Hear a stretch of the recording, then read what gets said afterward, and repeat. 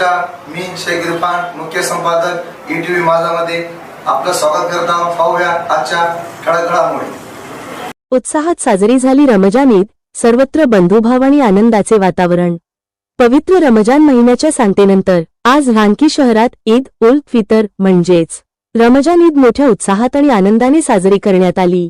महिनाभराच्या कडक उपवासानंतर रोजा आज मुस्लिम बांधवांनी एकत्र येत ईदगावर नमाज अदा केली आणि एकमेकांना गळाभेट घेत ईदच्या शुभेच्छा दिल्या व अल्लाह ताआलाशी यावेळी देशात शांतता, समृद्धी आणि प्रगतीसाठी दुवा मागण्यात आली. ईदच्या पार्श्वभूमीवर कोणत्याही प्रकारचा अनुचित प्रकार घडू नये यासाठी पोलीस प्रशासनाकडून शहरात चोख बंदोबस्त तैनात करण्यात आला होता.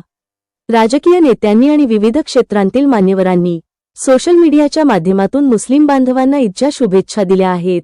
हा सण केवळ आनंदाचा नसून तो संयम, दानशूरपणा आणि एकमेकांबद्दल आदर व्यक्त करण्याचा दिवस आहे, अशा भावना एका भाविकाने व्यक्त केल्या.